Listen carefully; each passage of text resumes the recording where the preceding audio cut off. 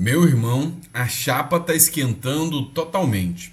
Acaba de ser definido pela Corte Constitucional que as eleições presidenciais serão anuladas. Pois é, quando eu falo essa matéria para você, eu sei que você fica assustado. Eu vou explicar cada detalhe. Essa matéria é uma matéria do El País, que eu, sinceramente, né, é um jogo de narrativas tão grande que a gente fica até preocupado. E eu vou explicar para você cada detalhe dessa matéria. A matéria está em espanhol, mas eu vou fazer a tradução aqui e trazer para que você possa entender o tamanho, né, do absurdo que acontece nessa decisão e o quanto isso impacta vários países, inclusive o Brasil. Você vai entender esse detalhe aqui agora. Ainda, nós vamos falar nesse editorial também, está circulando aí a seguinte informação: que o filho do Donald Trump, né, pode ser o próximo embaixador no Brasil. Ah, meu irmão, se isso acontecer, é um monitoramento direto do que rola aqui dentro do Brasil. Mas será que isso é possível mesmo? Vamos analisar essa possibilidade, vamos falar sobre tudo isso com vocês. Tem um presentinho de Natal para vocês. Tem um presentinho de Natal do Haddad para vocês e nós vamos falar sobre isso também, tá certo? Então não esquece de se inscrever, curtir, compartilhar, é sempre importante. Você ajuda muito o canal quando você se inscreve no canal. Confere se você está inscrito aí, você não paga nada, né? Para ter o melhor tipo de informação que sabe, que circula nas redes. A gente traz com toda a qualidade as informações aqui para você. Então, se você puder dar uma força, eu te agradeço e te agradeço muito, tá bom? E eu vou trazer essa informação aqui que vai cair como uma bomba para você. Além disso, se você não fez o download do livro Segredos Milionários dos Leilões, tá na hora de fazer o download, tá disponível para você. Eu tenho certeza que você vai gostar muito, tá? Muito desse conteúdo, tá? Então, não deixa de fazer o download aí e pagar o valor que você achar justo, tá bom? Vamos lá, pessoal, vamos entender o que está acontecendo, vamos ver tudo que está acontecendo hoje em primeira mão. A primeira matéria que eu quero tratar com vocês é bombástica, tá? Só que tem um pequeno problema, né? Ainda não foi confirmado, tá? Quem fez essa publicação foi, você já deve conhecer, né? Uma figura muito conhecida nas redes, é o Didi Red Pill, né? Se for verdade, vai ter petista chorando muito. Trump pretende anunciar o seu filho como embaixador no Brasil. E aí, pessoal, teve uma enxurrada de comentários aqui para mim falando: Sandro, e aí? Vai ser o Eric Trump o embaixador do Brasil, né, dos Estados Unidos aqui no Brasil? Qual que é a implicação disso? Vamos lá. O que é o papel do embaixador? O papel do embaixador, ele faz relações diplomáticas, né? Então ele trata de interesses mútuos dos países, mas também, né, ele é responsável por relatar ao país de origem. Por exemplo, se ele é embaixador dos Estados Unidos, o país de origem é os Estados Unidos. Então ele é responsável por reportar ao país de origem, inclusive atividades que são feitas aqui no país de destino, que seria o Brasil. Então seria uma espécie de monitorar, né, o Estado brasileiro aqui através do Eric Trump, que é o filho do Donald Trump. E aí muitas pessoas me perguntaram: Sandro, mas é verdade? É confiável? Olha, vamos lá.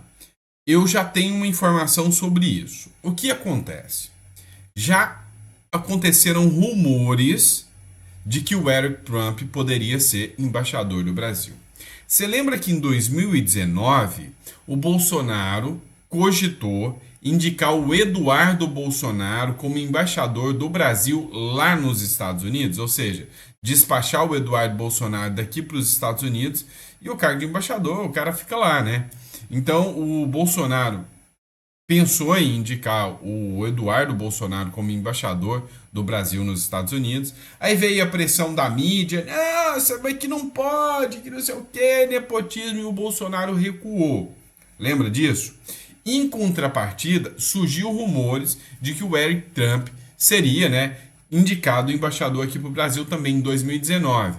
Assim, surgiu uma semana de burburinho e o Eric Trump se manifestou falando que isso era mentira, que apesar do Brasil ser um país maravilhoso, o Eric Trump não aceitaria, né, estar como embaixador aqui no Brasil, que não era interesse do Eric Trump estar como embaixador aqui no Brasil.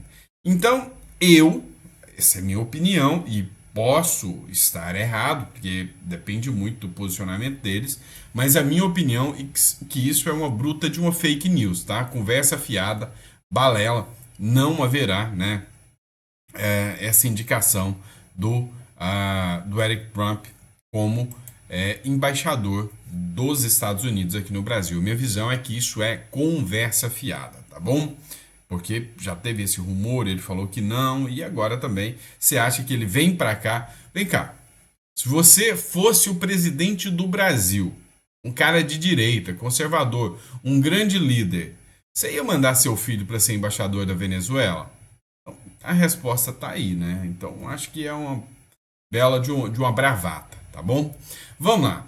E o presentinho do Lula para vocês? Foi o Flávio Bolsonaro que veio anunciar, tá? Flávio Bolsonaro diz que a alta do ICMS é presente de Natal do governo Lula. É do Haddad para você. Pois você fala que o Haddad não pensa em você. Aí ele pensa muito, muito em te taxar. Tá bom? O senador Flávio Bolsonaro criticou o presidente Luiz Inácio Lula da Silva e o ministro da Fazenda Fernando Haddad na última sexta-feira. Depois do aumento da alíquota do imposto sobre a circulação de mercadorias e serviços, para o senador, essa medida equivale a um presente de Natal do governo Lula à população. Abre aspas. Achou que Painho ia terminar o ano sem deixar aquela surpresinha? Indagou o senador em seu perfil no Twitter. Infelizmente você se enganou e a dupla Lula-Tachad arrochou mais impostos. Aí você vai falar, Sandro, mas o ICMS é do Estado. Sim, mas o governo federal edita resoluções e autoriza, né, esse acréscimo. É culpa do governo que autorizou. O que acontece?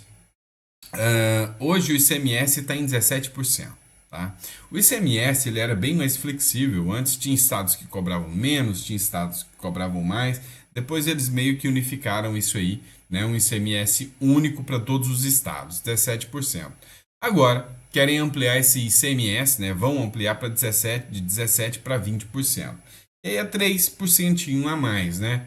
Você acha que os produtos não vão aumentar esses 3%? Você acha que o empresário vai falar, olha, meu lucro já está escasso, eu já estou custando, ralando para enfrentar esse governo. Eu vou assumir essa bronca sozinho, não vou repassar? Larga de ser burro, meu pequeno gafanhoto. O empresário não paga o imposto, ele repassa o imposto para o preço do produto. Então quem que se lasca na rota final? É o trouxa do consumidor. E aí, mais um presentinho para você. Escute-me. Vários alimentos que compõem a alimentação básica dos brasileiros estão mais caros. É o que mostra essa pesquisa do Departamento Intersindical de Estatísticas e Estudos Socioeconômicos, o DIEESE.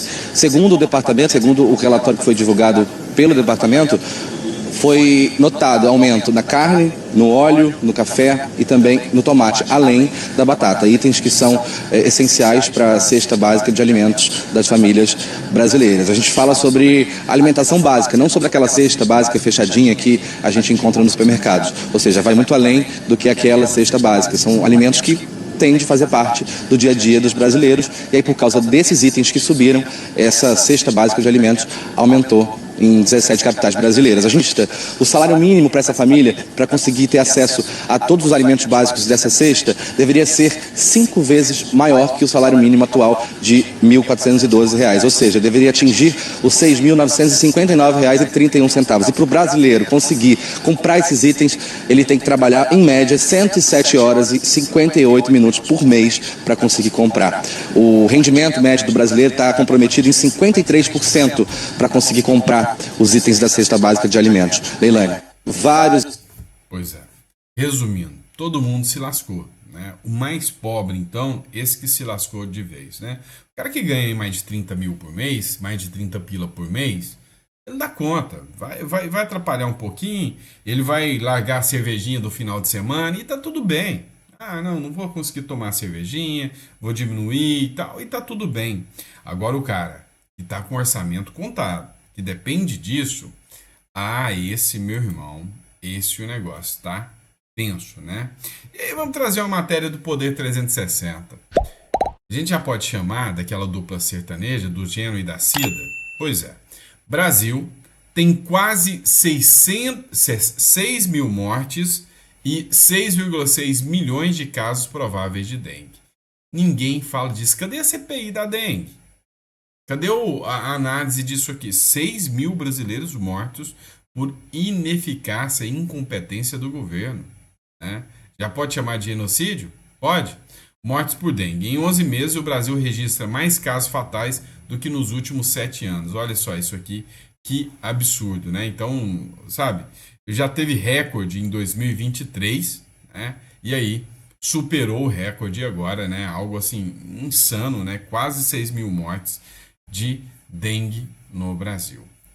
Pessoal, tem uma matéria que está circulando que você vai ficar assustado, né? Eleições presidenciais, né, foram anuladas, mas eu preciso que você entenda o que está acontecendo, o tamanho da narrativa da esquerda e porque a esquerda ela é perigosa, tá?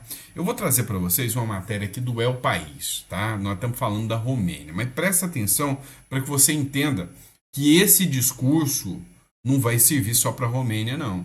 Então, se a direita ganhar em qualquer lugar agora, olha o discurso dos caras. O Constitucional, né, a Corte Constitucional, o STF deles, da Romênia, anula a primeira eleição, né, o primeiro turno das eleições presidenciais, depois de detectar uma interferência russa. Olha que discursinho mais mequetrefe, só porque o cara de direita ganhou. O Tribunal Constitucional da Romênia anulou a primeira volta, né, primeiro turno das eleições presidenciais que se celebraram no dia 24 de novembro, que ganhou o ultra, né, ou seja, o ultraliberal, o direitista, ultradireita, né, Calin Georgescu, tá? Calin Georgescu. Por quê?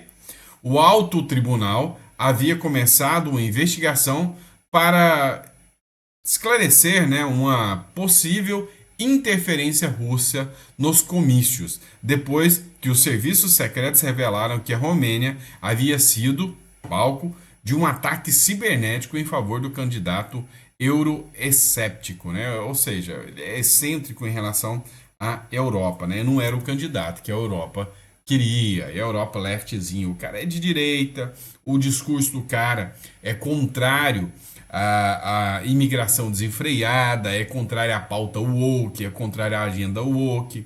E aí, eu pesquisei um pouco mais, né? E a única matéria que eu achei sobre o caso foi uma matéria aqui do Metrópolis, aqui, ó. Tribunal Romeno anula resultado das eleições presidenciais no primeiro turno das eleições. O Tribunal Superior da Romênia, né, o STF deles, anulou nesta sexta-feira os resultados do primeiro turno das eleições presidenciais, determinando que o processo seja repetido, ou seja, vai ter que ter eleição de novo. A decisão foi tomada após alegações de que a Rússia conduziu uma campanha online coordenada para promover o candidato de extrema-direita que venceu o primeiro turno. Olha isso, né? Não, você vai entender o que é o discurso da Suprema Corte da Romênia. A decisão ocorre em meio a alegações de que a Rússia realizou uma ampla campanha envolvendo milhares de contas nas redes sociais com o TikTok e Telegram para promover o candidato de extrema-direita, Calin Georgescu. Vem cá. A eleição na romena foi anulada, né? O presidente de direita que ganhou no primeiro turno, né, teve a eleição anulada. Esse cara aqui, ó, teve a eleição anulada porque as contas de TikTok dele viralizavam mais do que o dos candidatos que a Europa queria. Você entende isso? O tamanho do perigo? Ah, não, mas aqui tem um Twitter. Aqui no TikTok também a direita manda. No YouTube tem muito mais visualização da direita. Então qualquer um que ganhar da direita aqui no Brasil, não, teve interferência russa aí, ó, teve interferência americana, ó, foi o Elon Musk que interferiu nas eleições. Você já ouviu esse discurso? Aqui no Brasil a coisa é tão tensa que suspenderam o Twitter durante as eleições municipais. E mesmo assim a esquerda foi devastada, né? Mesmo assim ela levou uma surra. Ó, continua aqui a matéria, presta atenção. O tribunal decidiu, então, anular todo o processo eleitoral para a eleição do presidente da Romênia, para garantir a correção e a legalidade do processo eleitoral. De acordo com a mídia internacional, o candidato Calin Georgescu defende um discurso de rompimento do apoio da Romênia à Ucrânia, em meio à guerra, sendo colocado como favorito no primeiro turno da votação. O candidato pró-Rússia, Calin Georgescu, surpreendeu e foi mais votado no primeiro turno das eleições presidenciais desse domingo. O que acontece, né, do dia 24? Ninguém acreditava que ele ia vencer. Era o azarão. Foi o Bolsonaro de 2018. Não, você é um idiota. Não, o cara é pró-Rússia. O cara é contra a Ucrânia. Fala que a Ucrânia está se aproveitando, que a Ucrânia está com corrupção em cima disso. Não, o cara é contra imigração. Não, o cara é contra pauta LGBTQIA+. Não, o cara é extremista. Não sei o que. E aí todo mundo falando, não, ele não vence, é um babaca, não vence. De repente, o que eles achavam que ia ser o favorito, igualzinho a Kamala Harris. Ah, não. Então, ó, teve interferência, né? O TikTok só dava ele, só dava as falas, os cortes dele bombou. Então, esse cara, né? Então, não serve. Tá? O candidato pró-Rússia, Calin Georgescu, surpreendeu e foi o mais votado no primeiro turno das eleições na Romênia e iria enfrentar uma prefeita relativamente desconhecida no segundo turno. Ou seja, a vitória dele já era garantida. Ele ia enfrentar uma prefeita lá que ganhou, né? De centrão. Ninguém nem sabia quem era. O candidato, tá? Relativamente desconhecido no segundo turno. Depois de derrotar o candidato pró-Europa, segundo os resultados quase definitivos publicados na segunda, dia 25/11. Ou seja, o cara ia, né? Todo mundo acreditava que o cara left people, né? O cara da esquerda era o cara que tinha as maiores chances. Afinal, é pela democracia, é um democrata, é um cara maravilhoso. Ninguém escolheu a esquerda foi devastada. E aí ganhou uma prefeita de centro contra, né, o Georgescu, que é o cara de direita. Então não vale. Não, parece aquele menino birrento que fala, não, agora eu não aceito isso aí, não aceito não vale. Então acabaram, né, anulando as eleições. E o argumento pífio que a turminha trouxe é, ai não, teve muito views do TikTok dele, ai, teve muito views no Twitter dele, a Left People fica louca. Vocês entendem o quanto que esse discurso da esquerda é perigoso? Tá? Vocês entendem que o problema que o Brasil passa não é um problema só do Brasil, é um problema mundial, que a esquerda sabe muito bem como, né, usar um discurso e uma narrativa tosca aí para mudar, né, a regra do jogo, the rule of law, né? Ou seja, eles mudam a regra do jogo ao bel interesse deles, né? O negócio é mais perigoso do que você imagina, né? Mais perigoso do que você imagina. E quando a gente fala em discurso, quando a gente fala em narrativa, dá uma zoiada nessa aqui, né? Essa aqui você precisa olhar também. Da Folha BV, né? Ex-juiz afirma que indiciamento de Bolsonaro é baseado em narrativas. A agenda da semana, Helder Girão Barreto rechaçou a possibilidade que o ex-presidente tenha tentado um golpe de Estado. Ah não, mas esse cara não entende nada de direito. Poxa, é um ex-juiz. O Temer, constitucionalista, falou que não, né? Olha, não tem nada disso. Isso é esse golpe que vocês estão falando, esse 8 de janeiro é mais ou menos aquilo que vocês tentaram fazer lá enquanto eu era presidente. O ex-ministro do STF, né? O Marco Aurélio de Mello falou, não, gente, não teve golpe nenhum, não. E eles empurram uma narrativa goela abaixo, né? Vem sem vaselina nem nada que esse discursinho tosco deles. O juiz federal aposentado e advogado Helder Girão Barreto, esse aqui, ó, tá? Afirmou que o indiciamento do ex-presidente Jair Bolsonaro pela Polícia Federal por suposta tentativa de golpe de Estado é baseado em narrativa. Concordo com o juiz aqui.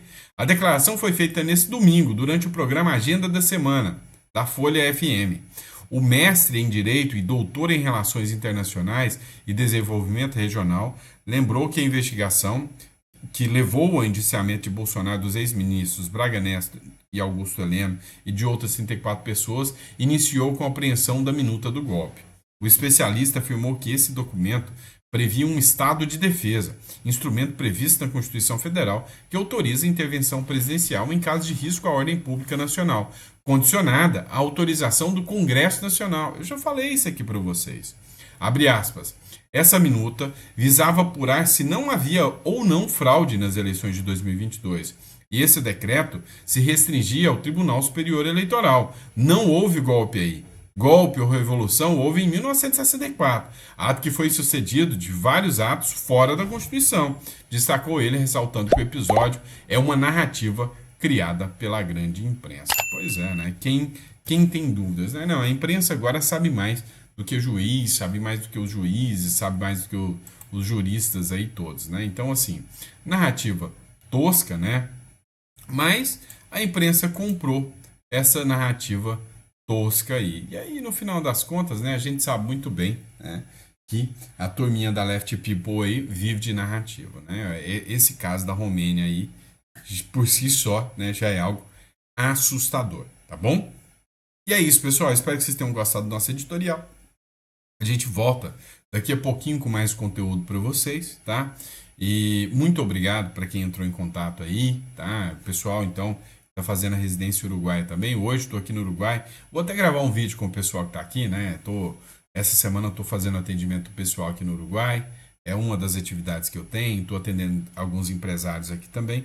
Mas a gente volta, né, com mais conteúdo para vocês. Então, às vezes alguns vídeos estarão gravados mais cedo, né, para a gente poder conseguir cumprir as agendas do escritório também, tá certo? Muito obrigado, fica com Deus e até o próximo editorial.